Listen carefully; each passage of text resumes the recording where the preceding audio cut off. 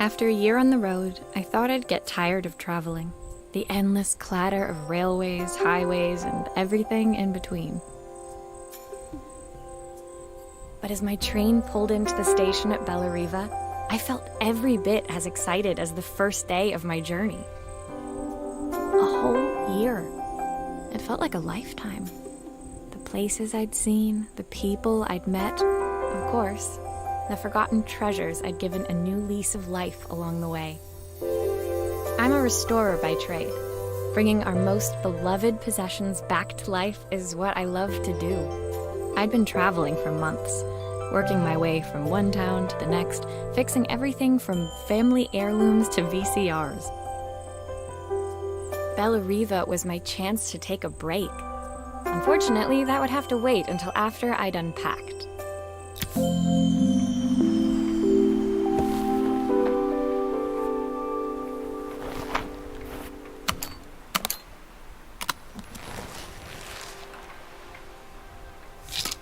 I picked up these sunglasses on my last stop.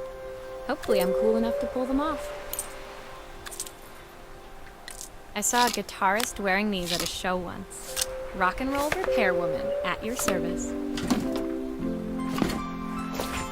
My favorite overalls. These will never go out of style. Looking forward to taking more close-ups of my fingers with this.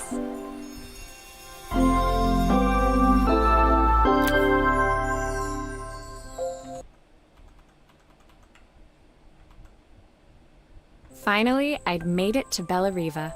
I'd come for the food festival, taking place in a few days' time. After living off TV dinners and instant ramen for the last few months, I was craving a decent meal.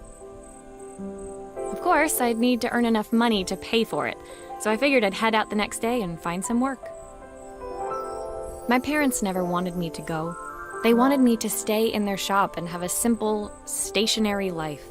I knew there was a world out there, beyond the four walls of our antique store, that I had to be a part of. I daydreamed constantly about the weird and wonderful places each of our antiques came from. I loved figuring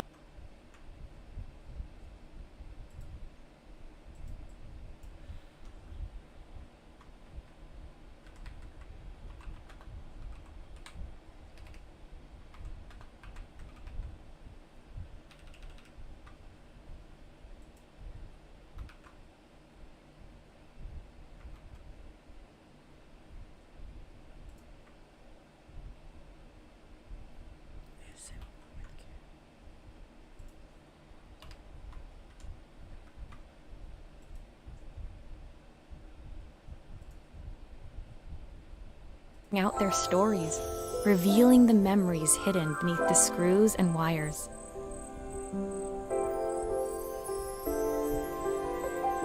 My story in Bellariva began with a little girl and a voice she was longing to hear.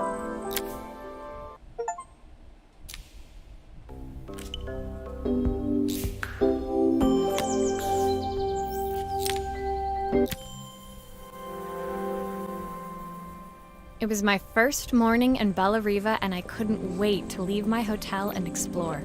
It was a quiet town, its streets and alleyways basking peacefully in the hot morning sun.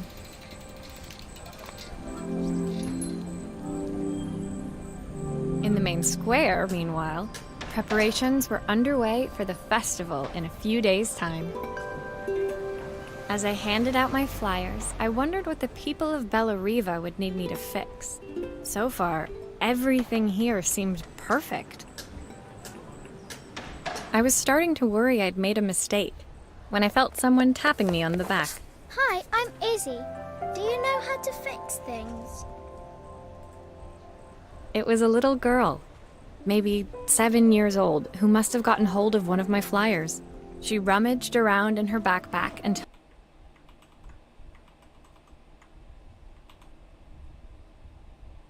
she hauled out a battered red cassette deck.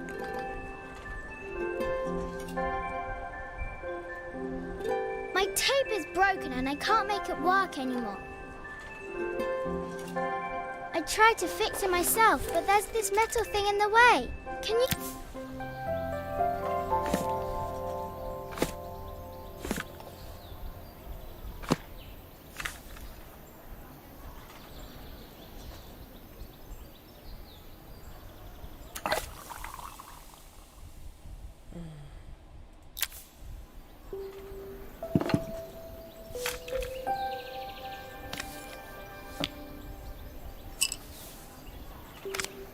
Why did you do that?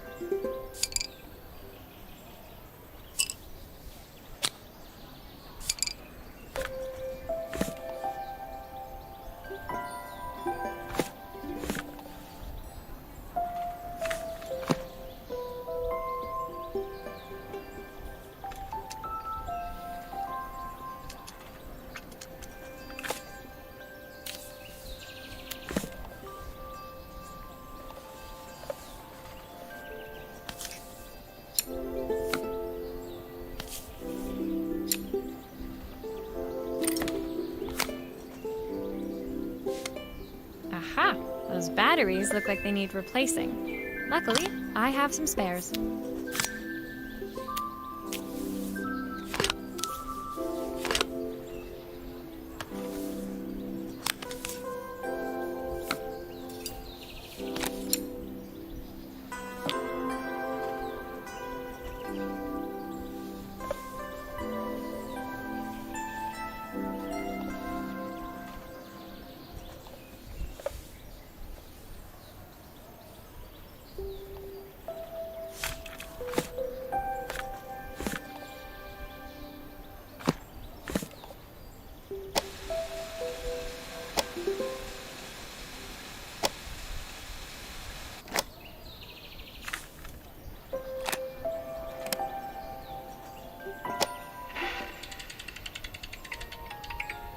Will you dream a dream for me?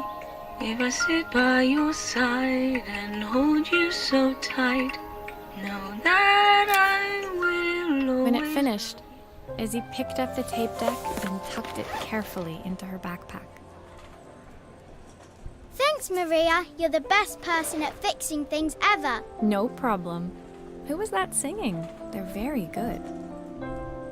It's my mum. She's not here anymore. Izzy trailed off. It was the kind of silence a cassette tape would never be enough to fill. When Izzy's friends called for her, she dug deep into her pockets, looking for something to pay me with.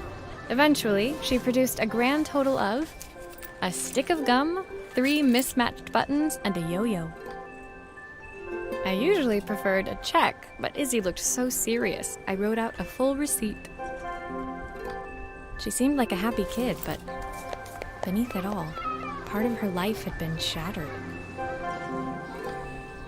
A part I wouldn't be able to fix.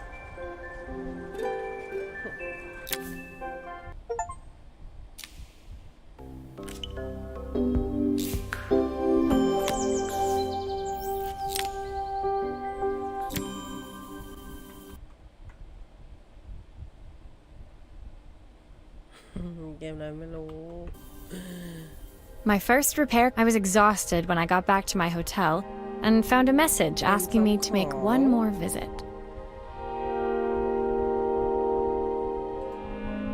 The address led me to a quaint little house, a stone's throw from the beach. Bathed in the evening light, it looked beautiful, in spite of its flaking paintwork and chipped tiles. The front door was opened by a harried-looking man, still dressed from a long day at the office. Are you Maria? My name's Joseph. I'm Isabel's father. I'm so sorry she bothered you this morning. Please, come in. I'd like to settle up properly. On the mantelpiece, I saw the remains of a broken statue. Without thinking, I picked up a fragment. Ah, my father's statue. What's left of it, at least. Yet another way I'd have disappointed him. It survived 100 years in this family. But 5 minutes with Isabel and... Do you think you can salvage it?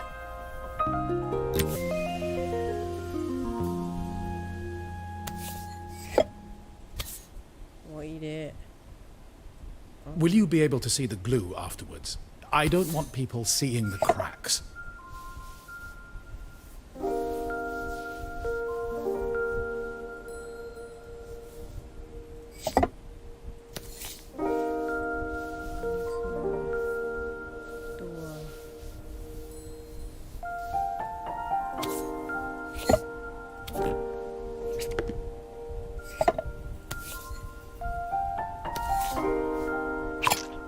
Is this glue really strong enough to hold everything together?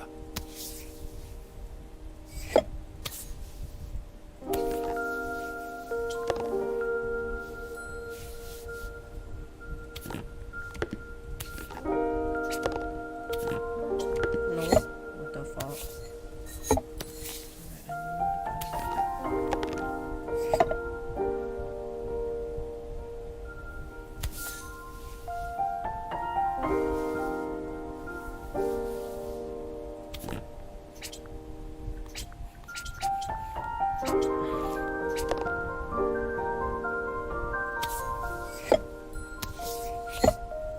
Hiểu rồi mày quá.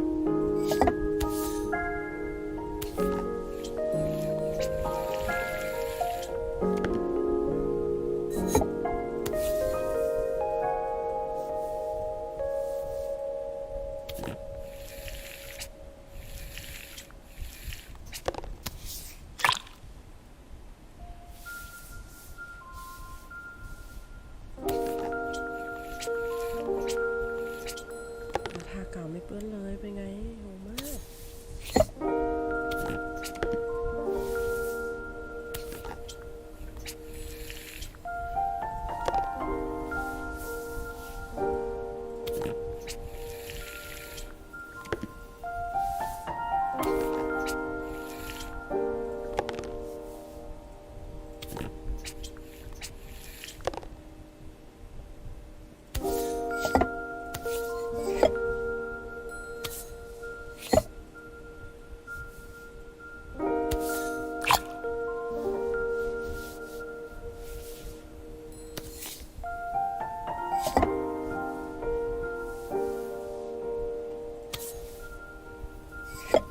นี่ไหนมีข่าดิว่า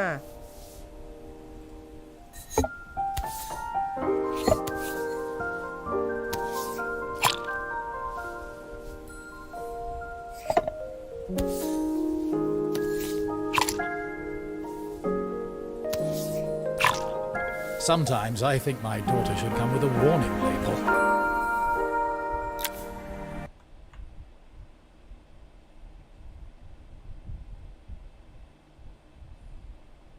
จุกไม่ได้ขอเลย Thank you, Maria.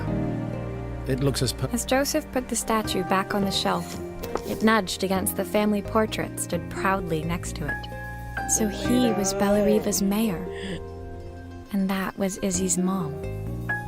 They must both... Sorry. I'm a little tired. I've been working late getting things sorted for the festival. There's only a few days to go. Looks like I'll be working late. Again? When I told my parents I wanted to leave, they always found an excuse to be busy, to avoid talking about it. I guess keeping themselves occupied was their way of pretending it wasn't happening. Joseph's work must have been taking up so much of his time. But maybe that was what he wanted. I just hoped he was finding enough time for Izzy, too.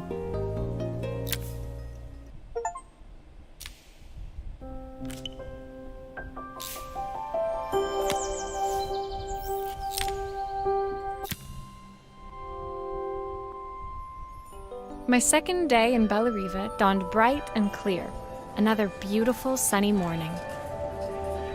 Walking into town, I passed cafes overflowing with customers cradling their morning coffees.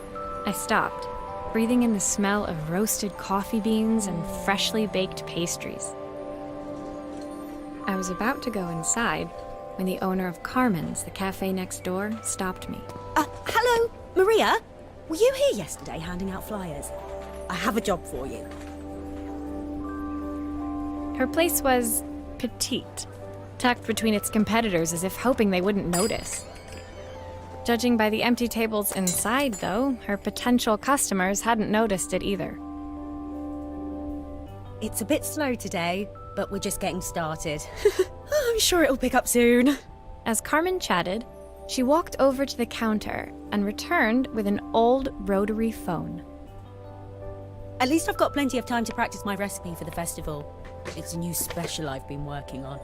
I was hoping to call my sister for some, seasoning tips, but it won't connect. Can you see if you can figure out what's wrong?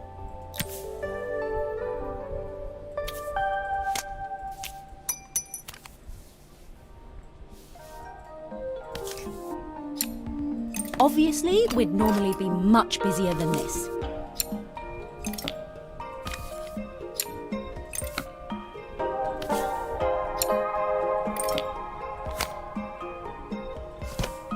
You can fix it, can't you? I can't afford to replace it.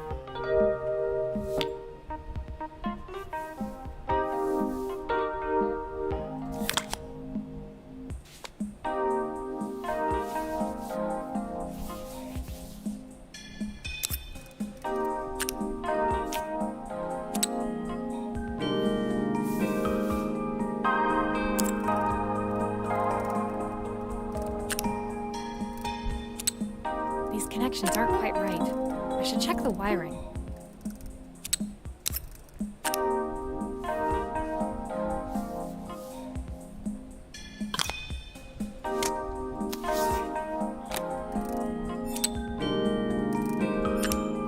Looks like this new circuit board is all hooked up.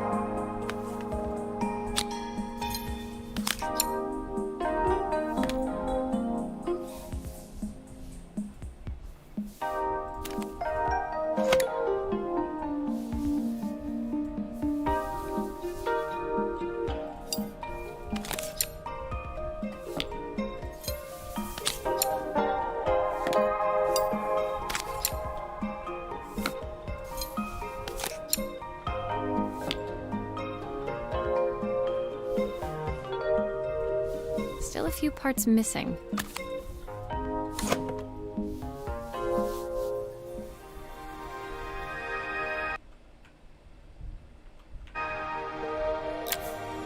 When I handed the phone back to Carmen, she seemed almost reluctant to take it from me.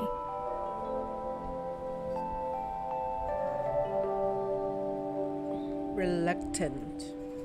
So it's all working now, is it? I don't have to leave it to dry or let it cool down? Nope, it's ready to go. It'll be ringing off the hook in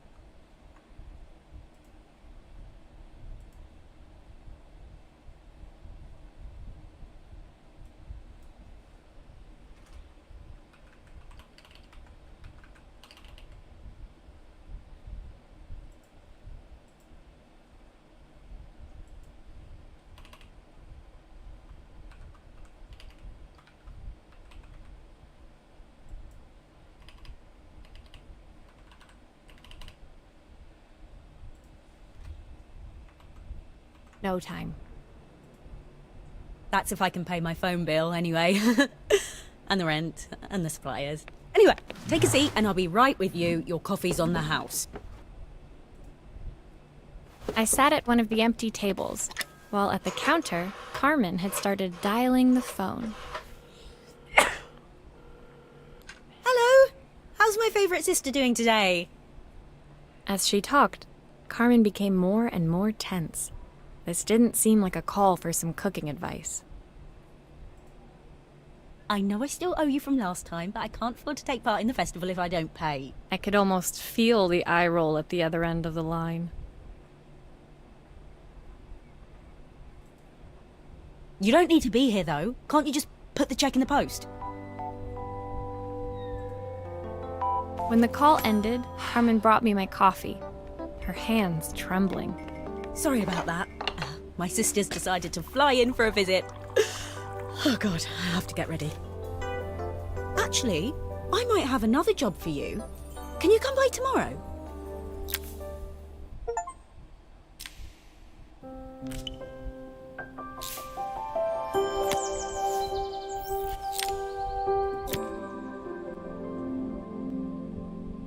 The next day, I'd promised Carmen I'd return to help her get the cafe ready for her sister's arrival. I was about to set out when I received an unexpected call from my hotel's reception desk. Apparently, another guest had asked for me by name. Curious, I took the creaking elevator up to the top floor and made my way to the room number they'd given. I knocked. Are you here about the camera? It's about time. The woman in front of me was immaculate. Not a hair out of place or a crease to be seen. My sister tells me you know how to fix things.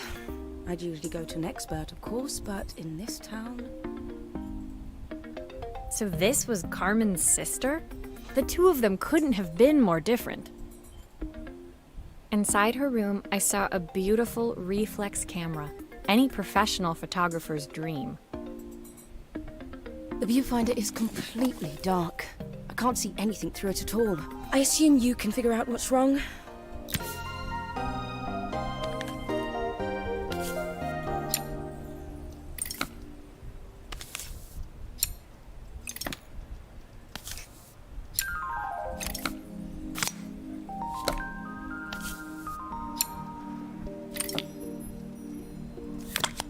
I don't suppose you've fixed anything this valuable before.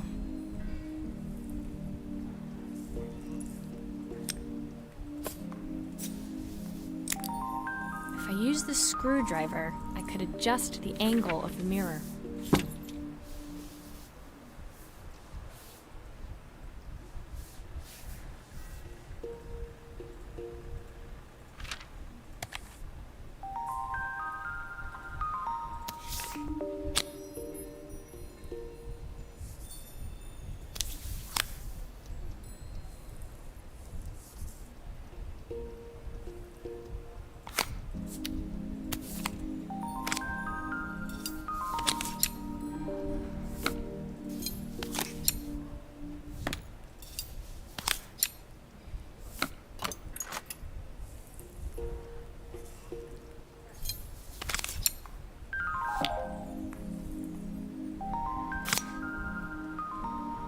Looks like something is still missing.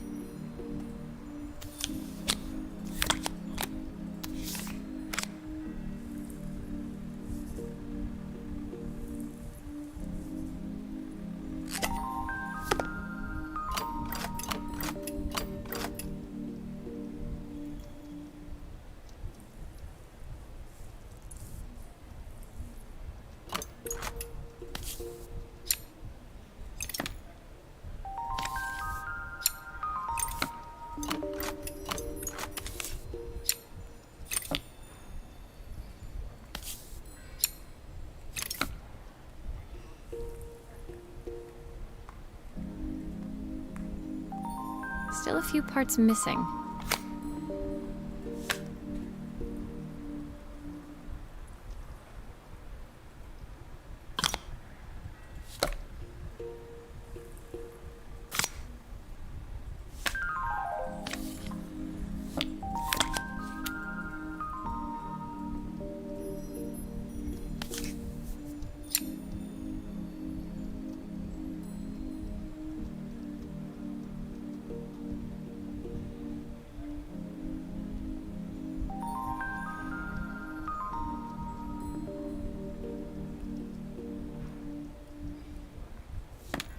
Perfect. Now the viewfinder should be working.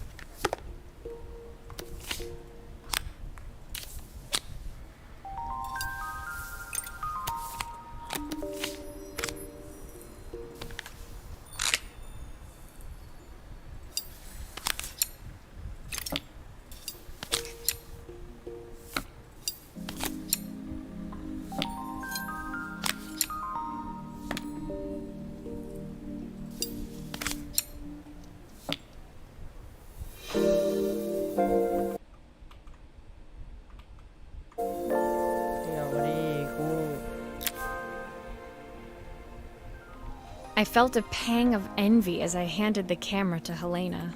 I put my disposable to shame. I picked it up on my first trip to Paris. It's a 1958 limited edition, the first of its kind. It cost me 3 months' salary, but it was worth it.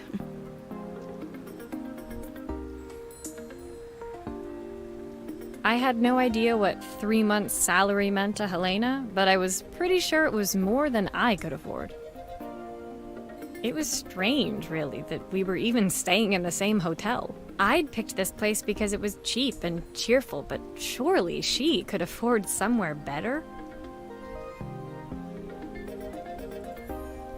She took some test shots, fiddling with the camera settings until she was absolutely satisfied. This work is immaculate. At least there's one person in this town who knows what they're doing. Sending you to me might be the first thing Carmen's actually gotten right. I wondered why Helena had bothered coming if she thought so little of her sister. I hear nothing from her for weeks, and then when she finally does call me, all she wants is money. If she thinks I'm lending her another penny, she'll have to convince me it's not a total waste of time. That didn't sound good. If Hurricane Helena was about to hit, I hoped Carmen was ready.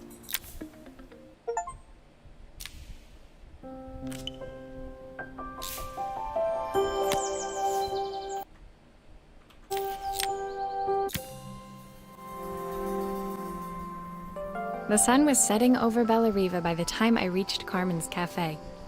From the outside, it looked as quiet as ever, but inside, I found Carmen cleaning like her life depended on it. Maria! Oh, don't mind all of this. If Helena finds one speck of dust in here, I'll never hear the end of it. Carmen seemed pleased to see me, but I sensed the fidgeting tension beneath each sweep of her mop. Trying to live up to the standards of someone like Helena seemed like an impossible task.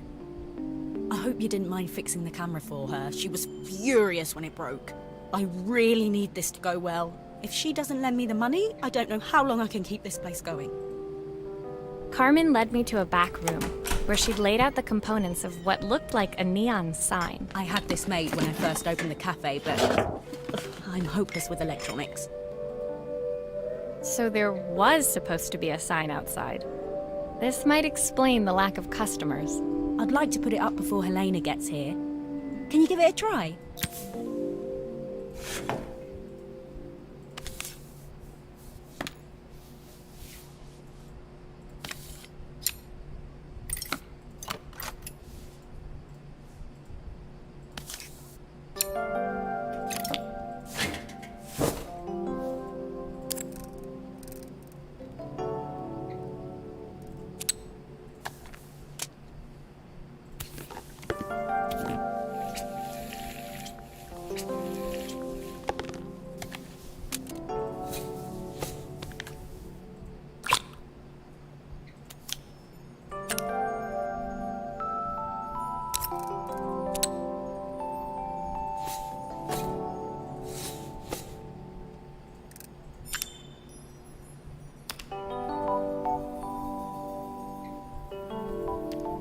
I think the whole thing is supposed to light up.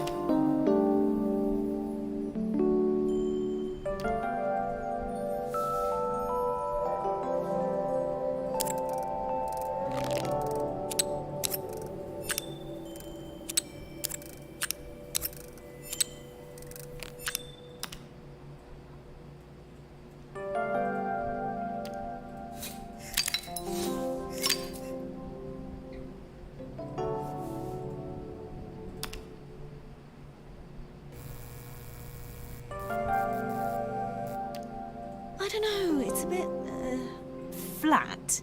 Maybe if it flashes, it'll really catch people's eye. Great idea. I think I have a spare part that could do that.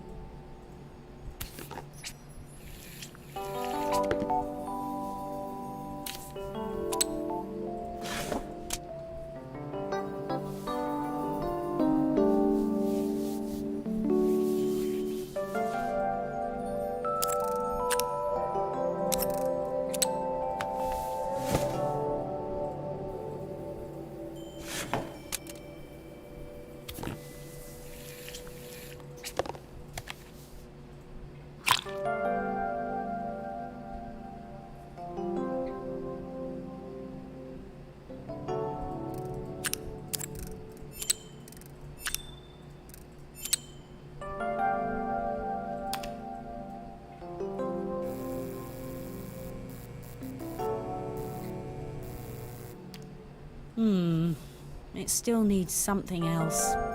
Maybe we can add one of these.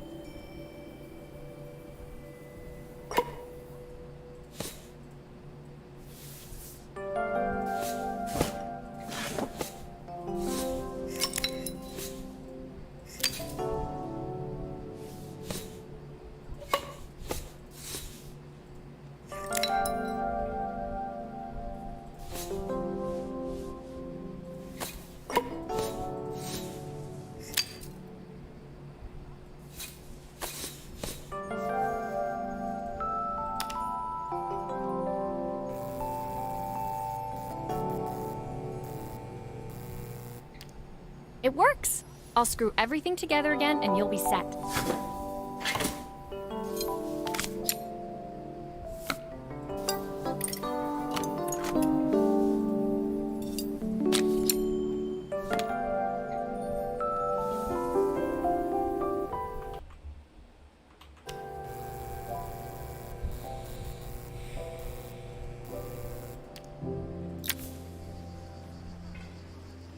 The sign fixed, we headed outside and mounted it carefully over the cafe door.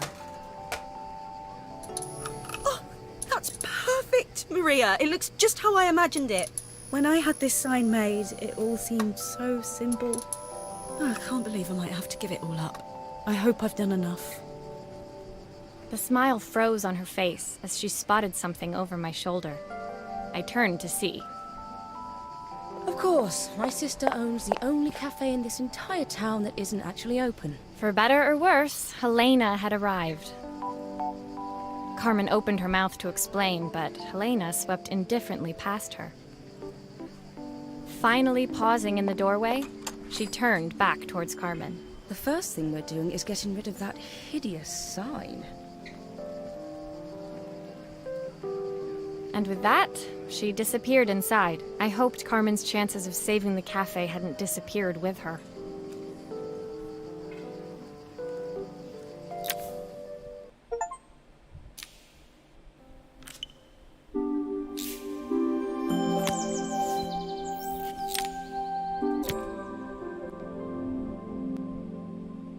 It was the day before the festival, and the whole town was busy getting ready. I had more work than I knew what to do with. When Joseph called with another job, I was craving the cool quiet of his and Izzy's seafront house. I'd barely reached their front door when I heard someone calling me. Psst, Maria, I need your help. Quickly, it's top secret. It was Izzy, peeking out from the side of the house. She beckoned for me to follow her. She led me through to a beautiful, unruly garden overflowing with flowers of every color. Nestled among them was a playhouse, its doorway almost completely obscured by a towering rose bush. You have to squeeze past it and breathe in real small, like this.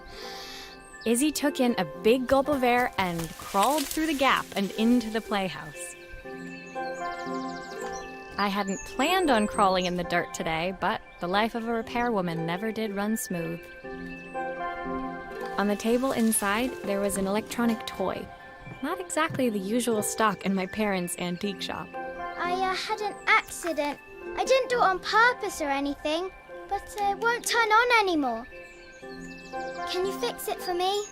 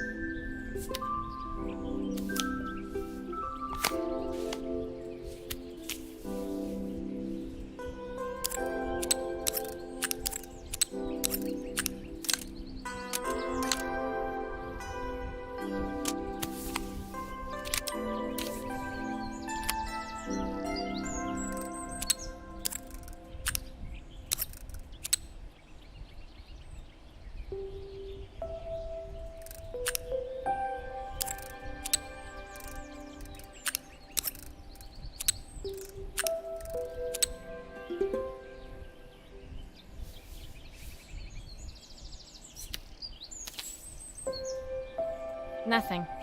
Maybe there's an issue with the battery.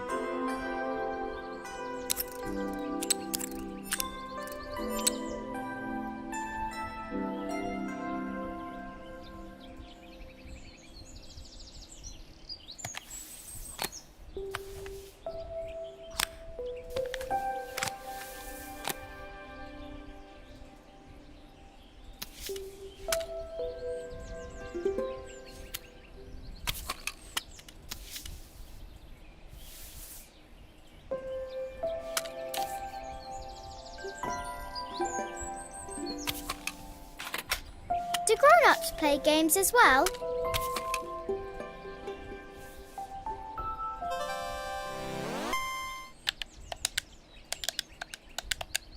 Can you show me how to play? I tried before, but it was so hard.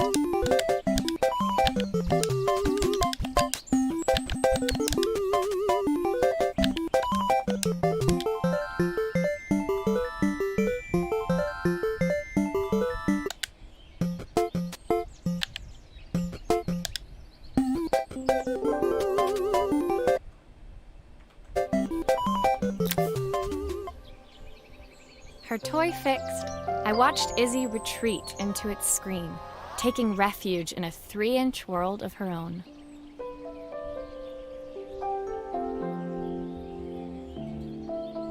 Well, I'd better head inside. Your dad is waiting for me. Please don't tell him about the game. He'll think I broke it on purpose. Why would he think that? Because, well, I kind of dropped it really hard at the wall. Izzy looked down, scuffing her shoes on the worn floor of the playhouse.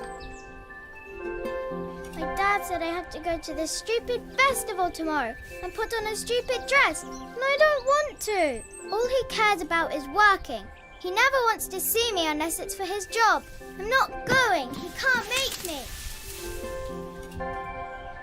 With that, Izzy dove back through the rosebush and disappeared into the wilds of the garden. She was so young. She couldn't be expected to see that her dad was struggling too. It made me think, had I really tried hard enough to understand my parents' point of view? I was so focused on the adventures ahead of me, maybe I didn't care enough about leaving them behind.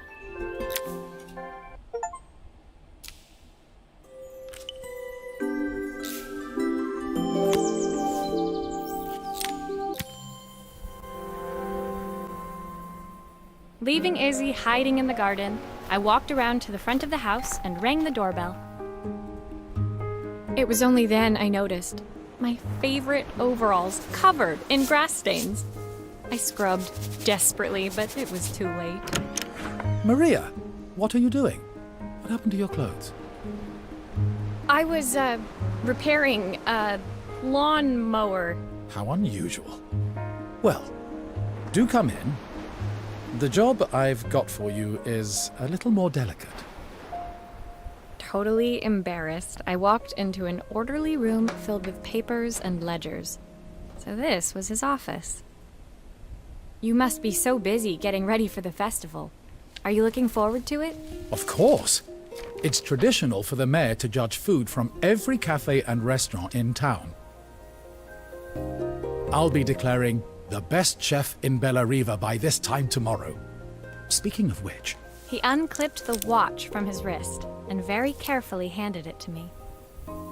I'll have a tight schedule to follow, but my watch stopped working a while ago. Could you see if you can make it tick again?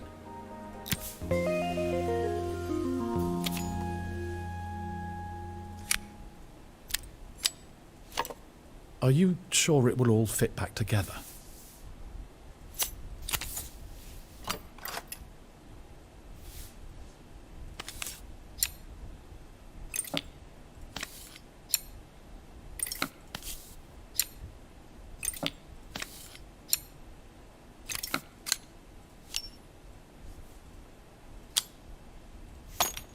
Ah, the main plate has completely cracked. I'll need to replace it.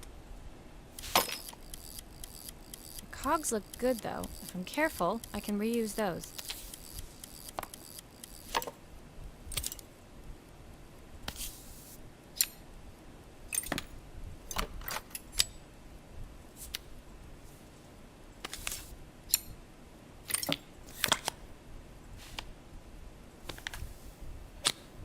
I've not gone a day without this watch since my wife gave it to me.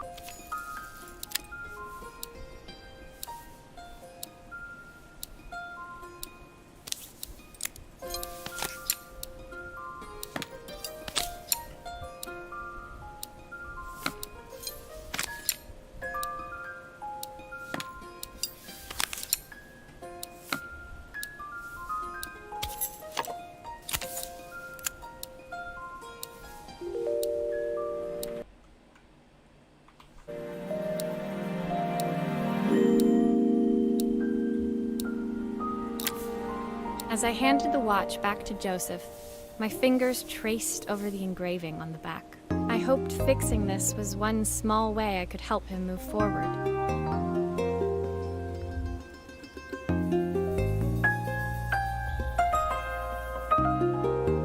I can't believe it's working, Maria.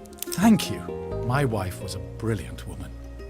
Feeling this ticking on my wrist, it makes me feel like she's still here. Watches measure minutes and hours like they're infinite. I didn't know we had so little time. Even with Isabel, I barely see her. And when I do, she acts like she hates me. Just then, the phone rang.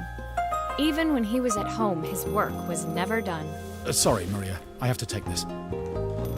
I'll see you at the festival tomorrow. As I left, I turned and saw him pacing the floor of his office, his watch glinting in the afternoon sun. I hoped its quiet ticking would at least bring him some peace during the busy days to come.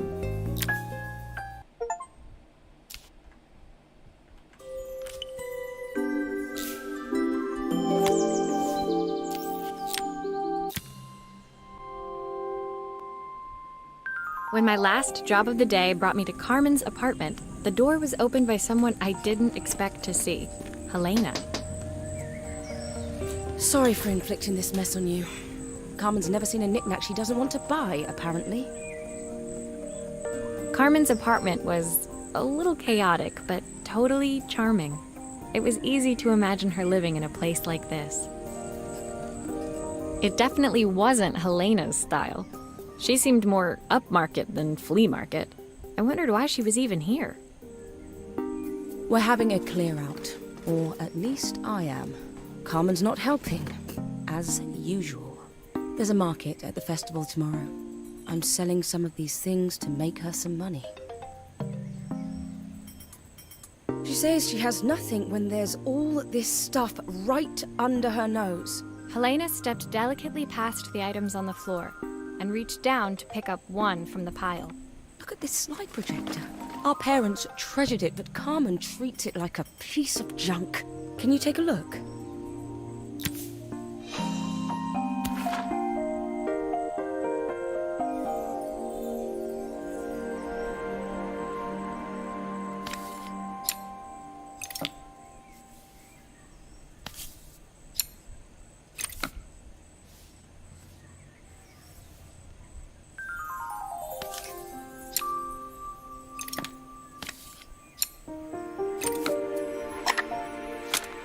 Oh, typical. Carmen's even managed to get a slide stuck in here. That light bulb is completely smashed. I'll need to redirect the light to the lens at the top for the projector to work.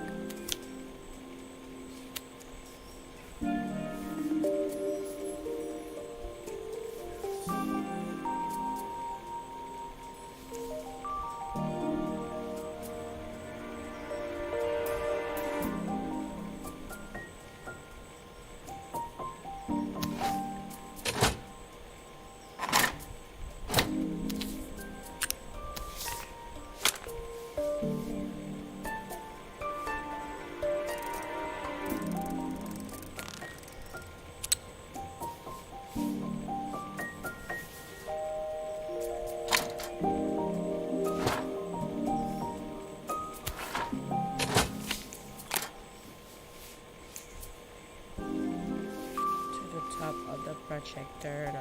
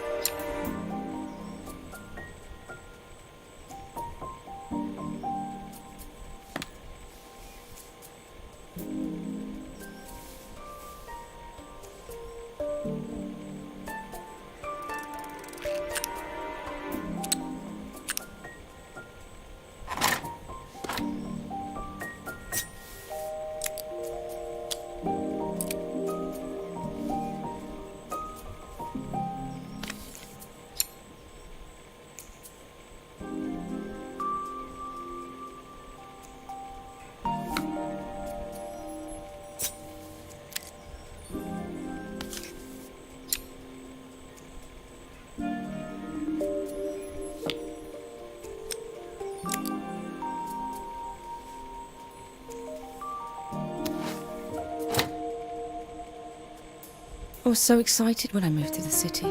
Carmen, she looked so sad.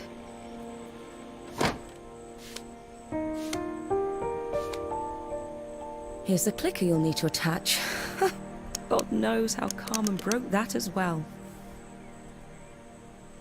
There's still a part I need to attach. Where does it go?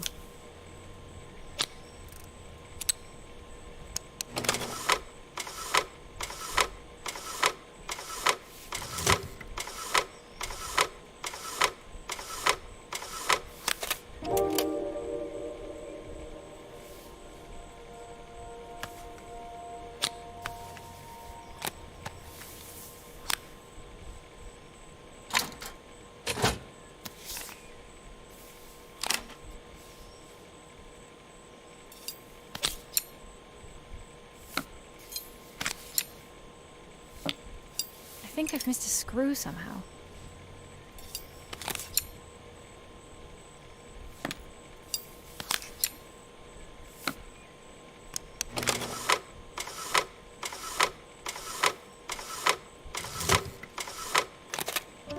When we were younger, Carmen was always following me around.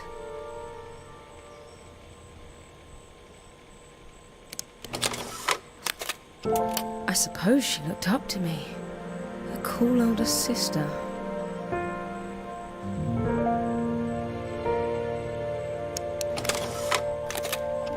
She used to ask me when I was coming home, but I was always too busy.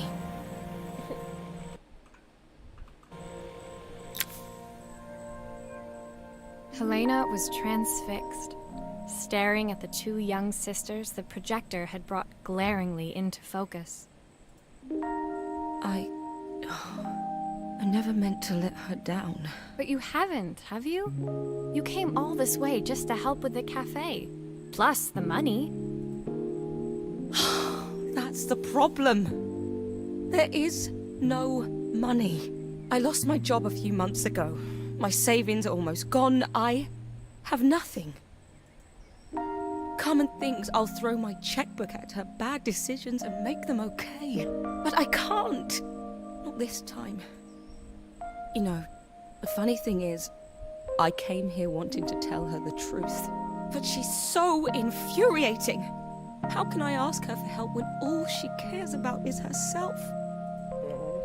Helena fell silent, shrinking under the gaze of her younger self, projected onto the wall. We drifted so far apart when I moved away. It felt like the only thing keeping us together was my bank balance. I know I have to tell her the truth. It isn't fair. But I already lost everything else. What if I lose her too?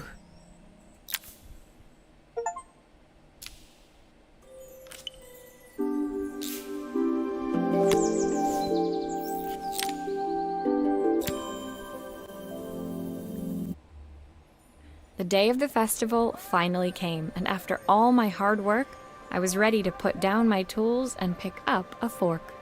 The smell as I entered the main square was incredible. Each stall was selling food even more delicious than the last. The competition would start any minute.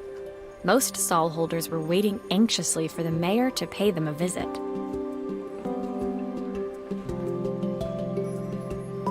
All of them, that was, except Carmen, who was still frantically chopping vegetables and stirring pots. Maria!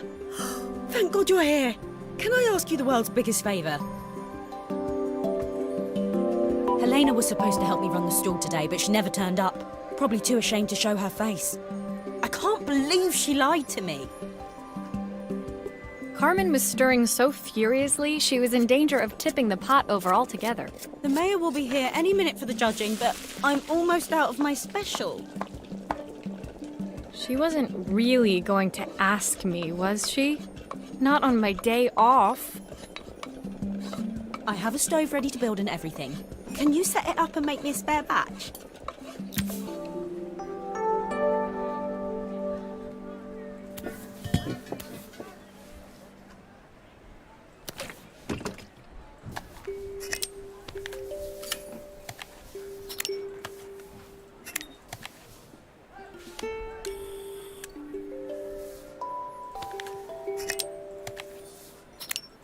It all fits. Now to light the gas.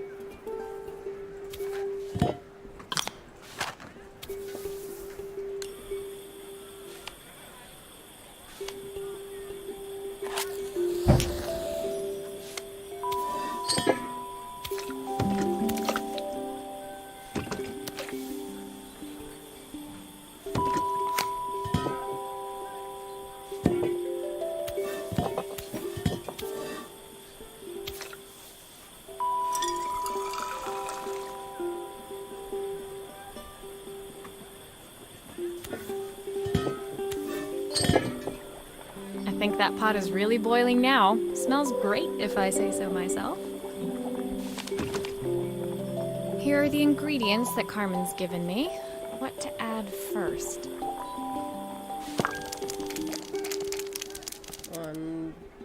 Stop. What you did?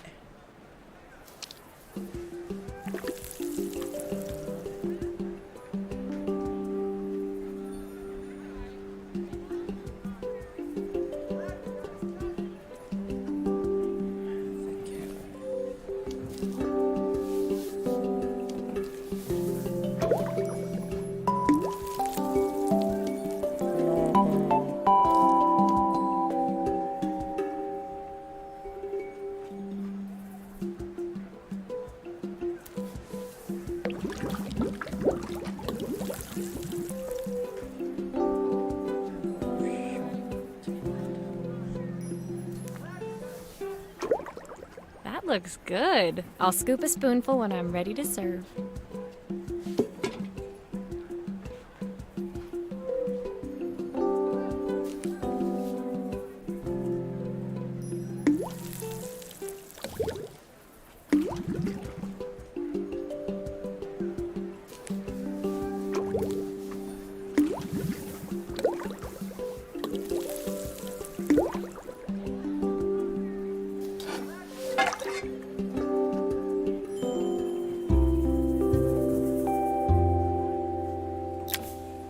My part done, Carmen took over and added the finishing touches. It was just in time, and a moment later, Joseph arrived with Izzy in tow. Carmen anxiously handed them both a serving. That was so tasty. Can I have some more, please? Well, you've certainly earned yourself a loyal customer in my daughter. We have a few more meals to taste, but so far you are one of the best. Good luck. Joseph and Izzy looked so happy together. Maybe the festival was doing them some good after all. Carmen, on the other hand, seemed annoyed. But why, when it had all gone so well? I wish Helena was here to see this. She's so convinced I'll never succeed at anything.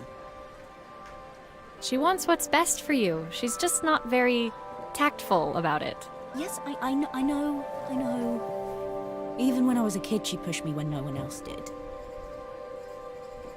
I just wish she hadn't lied to me. But then, I've asked so much of her over the years. I never stopped to think how much she actually had to give.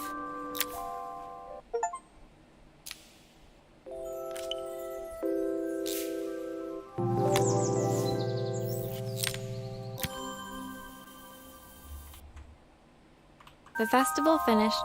I only had one day left before I had to catch my train and leave Bellariva behind. I couldn't go without saying goodbye to Carmen. So, that evening, I made my way to the cafe. It was unrecognizable. She'd done it. Best food in... Maria! My favorite sous chef. Come on through. It was Carmen, acting every inch the successful cafe owner she deserved to be. Even Helena was there, serving the coffees. This was the last place I expected to see her after yesterday's drama. Carmen led me through to a balcony upstairs, where she brought out an old record player. I found out where Helena was on the day of the festival. She was selling her camera to clear the cafe's debts. But then she didn't have much left for herself. So, I've asked her to come and stay with me for a while. We have a lot of catching up to do.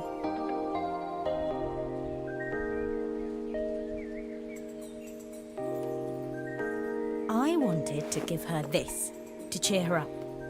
We listened to it all the time when we were kids. Do you think it has one last tune in it? Okay, let's see what happens when we turn this on.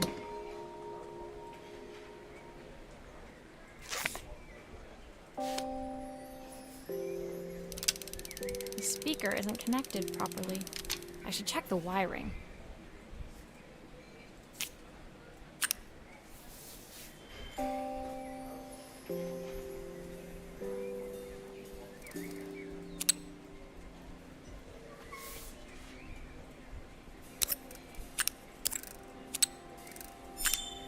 If I turn the volume up, I should be able to hear it now. The speaker isn't connected properly. I should check the wiring. The speaker isn't connected properly. I should check the wiring. I think that should do it. This record should play beautifully.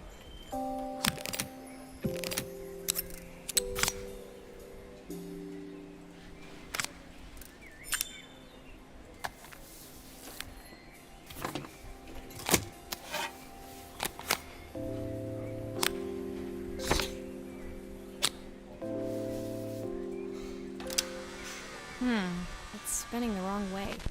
How can I get it to play in the right direction? There must be to do with it. Let's see if one of these spares can turn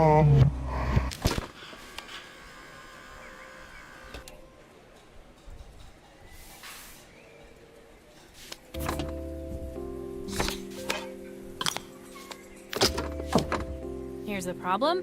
This wiring isn't connected properly.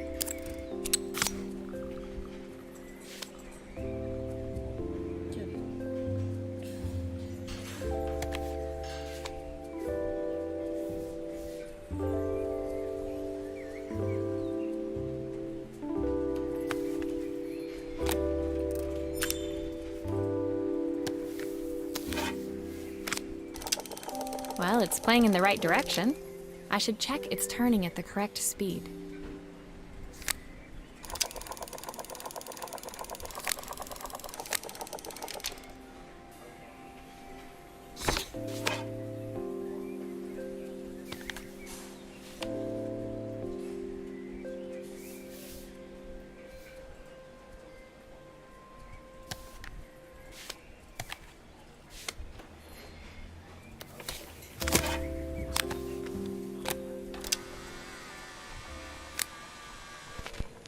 What will remain of these days?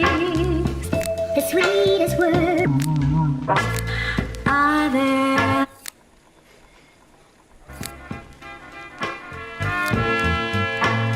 What will remain of the smiles, the ones that stole my heart that day?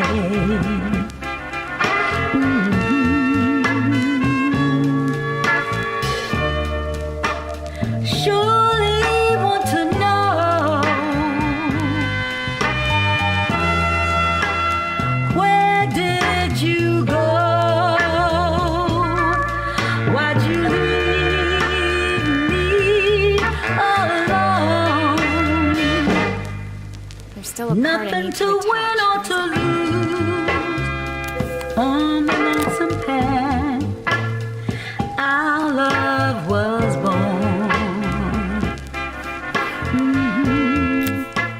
What will remain of The record player's crackling tune must have caught Helena's ear, as she appeared a few moments later.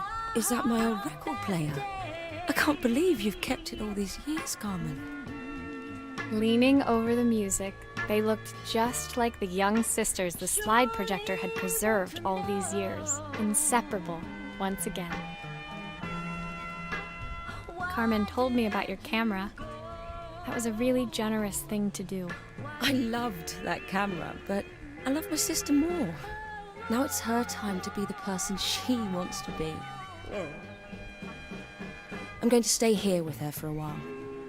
Make up for lost time. Carmen and Helena's relationship wasn't suddenly going to be perfect, but they were both prepared to try. And to think, it had all started because of a call Carmen made about some seasoning tips.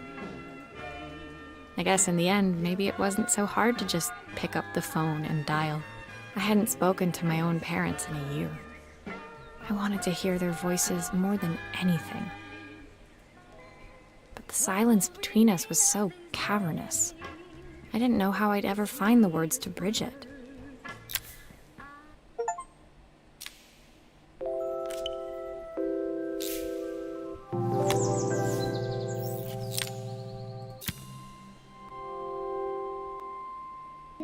My final morning in Bellariva, I received one last call out to Joseph and Izzy's house.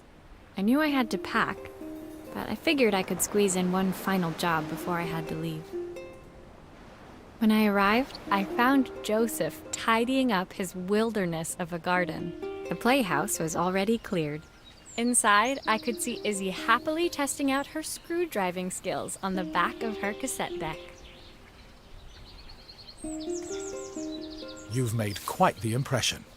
Izzy, tells me she's going to be a repairwoman like Maria. I'm sure she could be anything she wanted if she put her mind to it. She could. She's a brilliant child. Spending the day with her at the festival, I haven't had so much fun in ages. I wanted to give her something before she starts to forget. Inside, the house was transformed, flooded with light and the sounds of the garden. It felt alive again. This would be my last repair in Bellariva, but it felt like it was the house that had really been restored.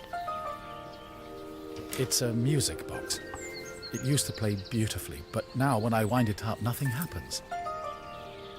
I'd love for Izzy to hear it sing again. Can you help?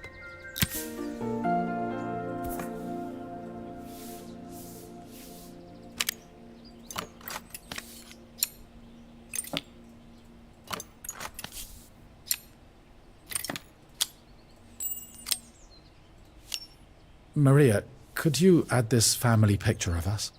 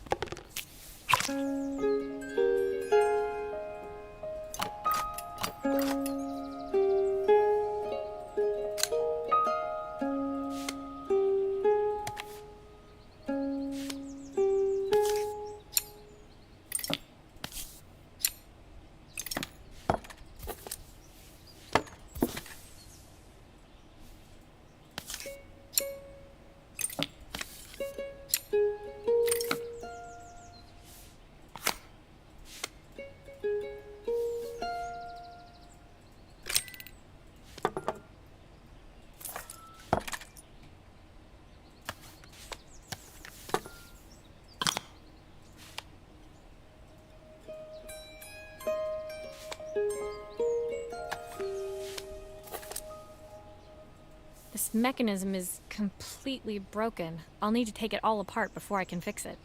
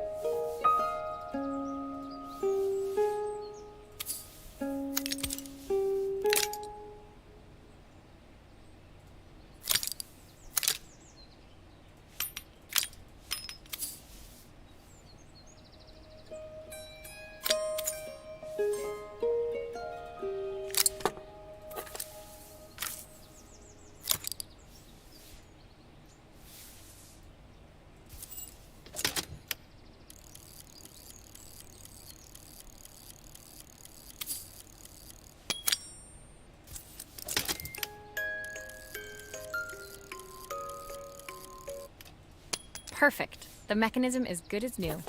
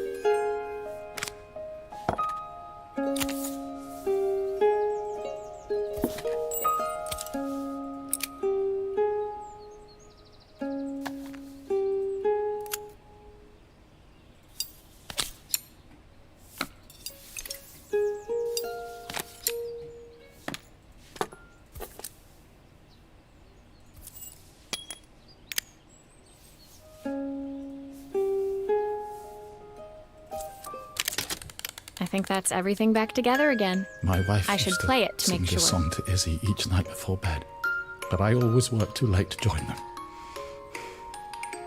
Will you dream a dream for me if I sit by your side? I've missed so much already. I want to be the father my wife wanted me to be. I've ended up so much like my own father, working all the time. Izzy needs me more than that, especially now it's just the two of us. My daughter comes first. Well, until she gets bored of her stuffy old dad anyway. I'll never ever get bored of you, Dad. Izzy came running into the room where Joseph scooped her up and onto his shoulders. She gazed at the music box, her eyes shining. I'd never seen her look so happy. Thank you, Maria, for everything. The things you fixed for me.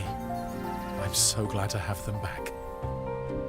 Joseph was a good father, and I could tell he was determined to be an even better one. When it came down to it, that was all any of us wanted. A second chance to make something right.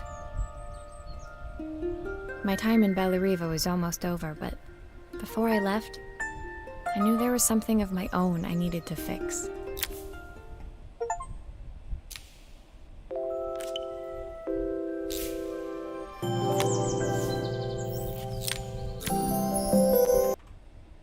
My time in Bellariva was almost at an end. Another chapter finished in a story whose ending I hadn't felt ready to write. The people I'd met, the items I'd restored, they'd taught me so much about what was really important. Pulling out my suitcase from beneath the bed, I remembered the day I stole it from my parents' shop, the day I left. Afterwards, I was too ashamed to call them, to apologize. It was a guilt I'd been carrying around every day since.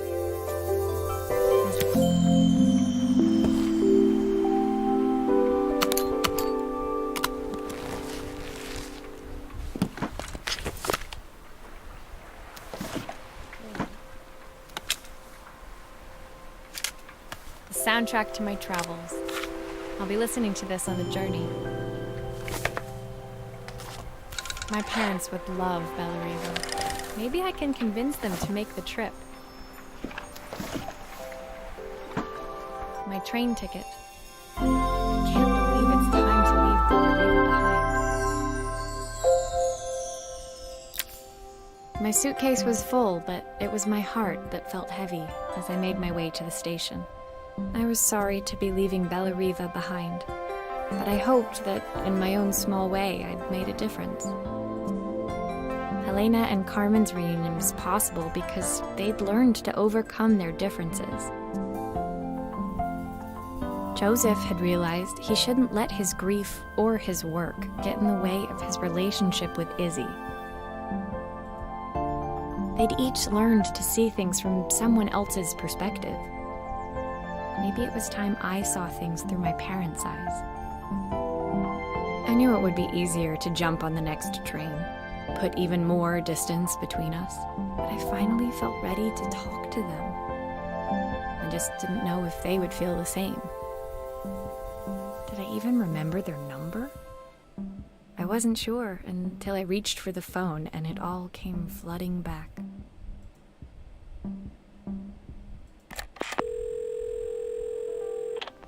Mom? Dad? Maria? Is that you?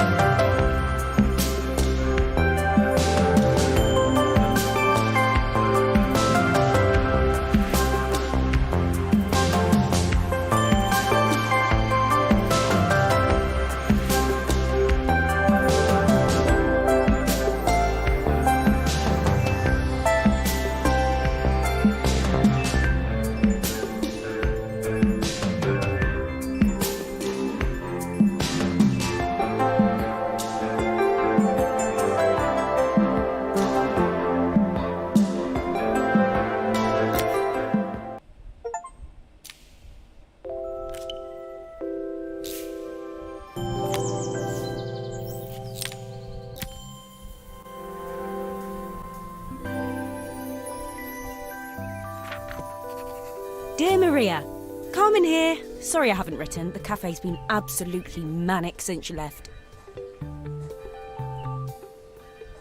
Luckily, I have Helena here to help. You wouldn't recognise her. She's like a new woman.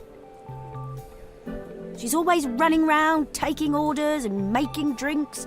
I even heard her compliment a customer on their outfit.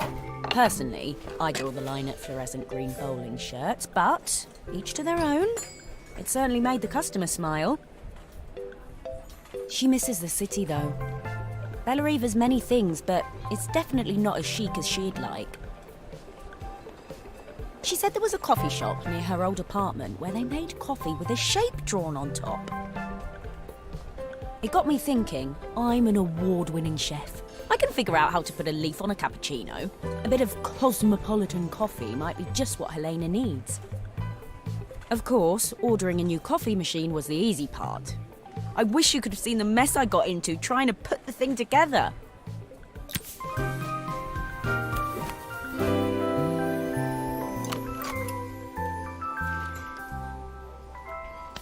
I saw Maria use her screwdriver a million times. Taking this apart will be easy.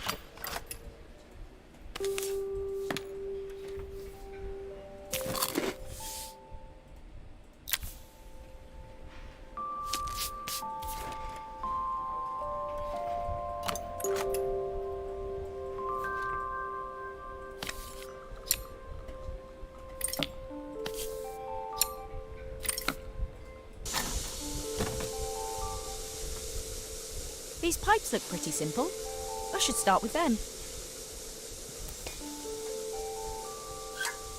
I'll need to connect all the pipes correctly to stop the steam pouring out. Oh, I wish Maria was here. She'd know how to put these pipes together.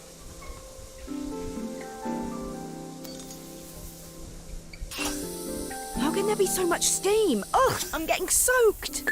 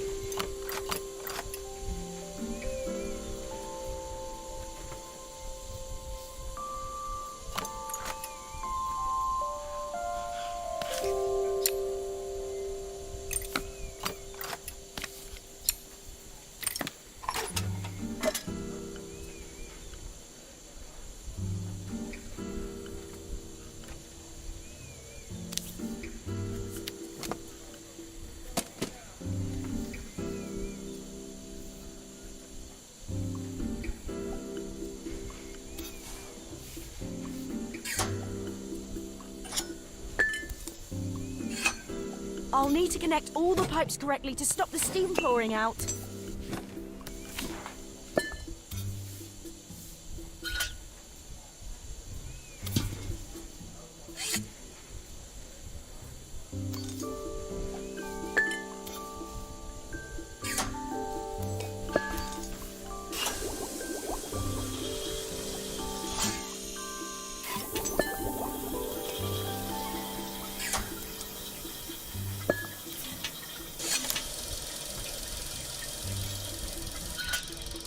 Finally, no more steam.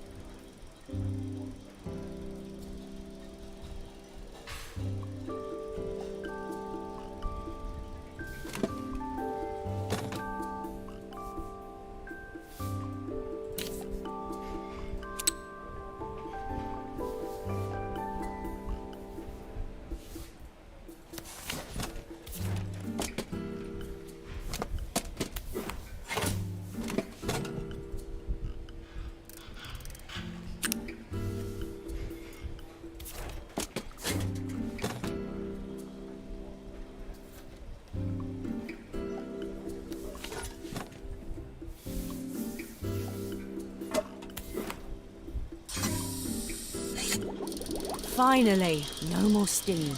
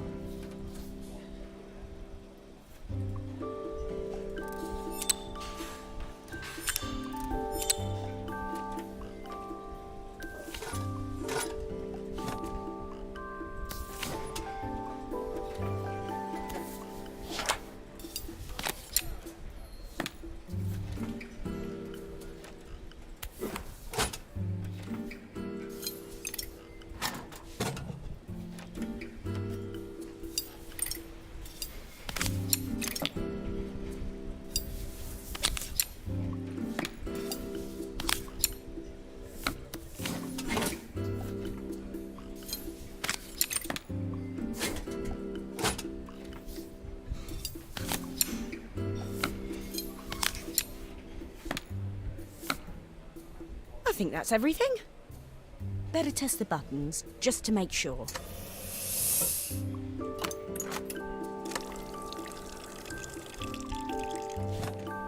done. Piece of cake. Time to make my first coffee, I think.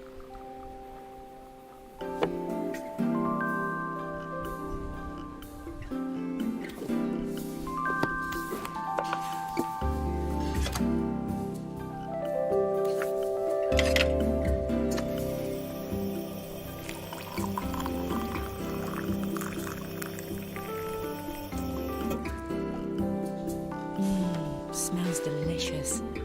Now to make it look magical.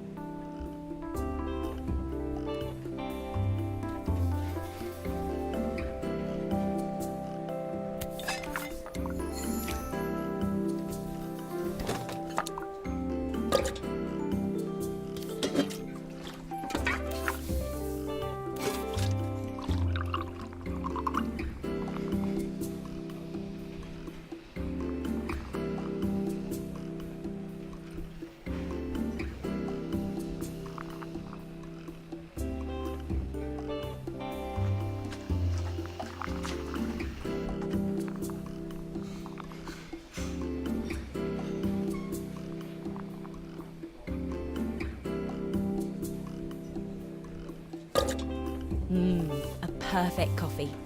All it needs is a saucer and a couple of Helena's favourite biscuits. No.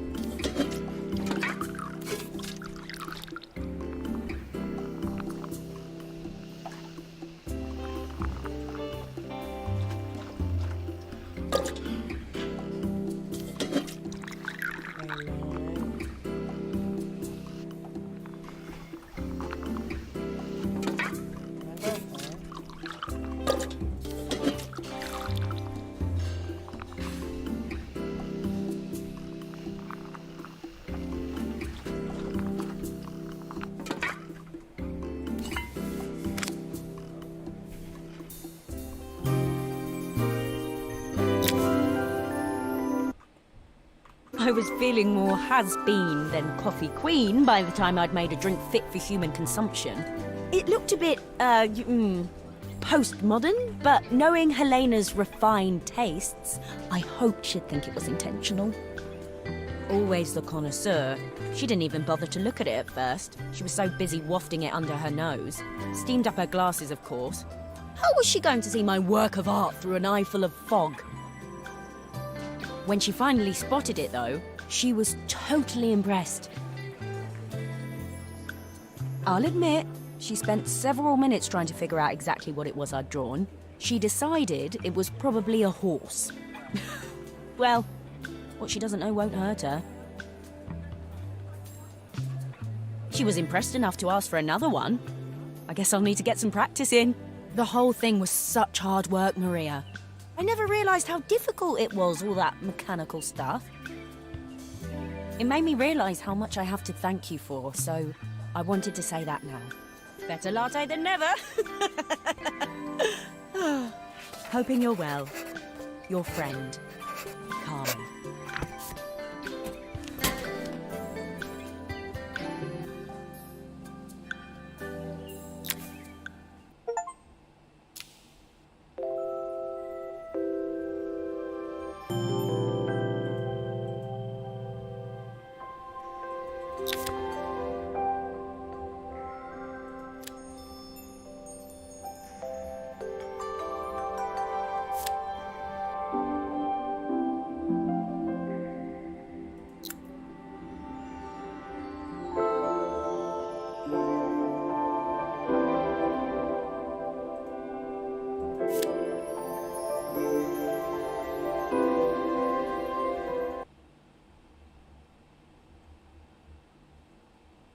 Oh, จบแล้วเหรอ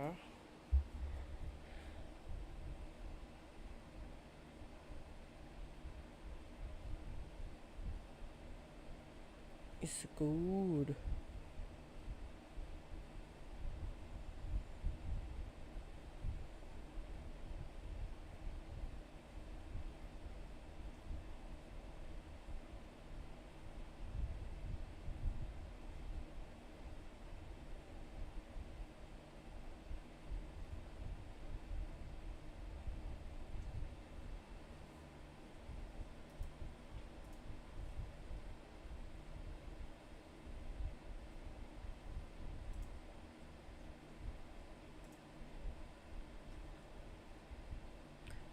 ไปแล้วนะกูเจอกันไม่ไม่ซบ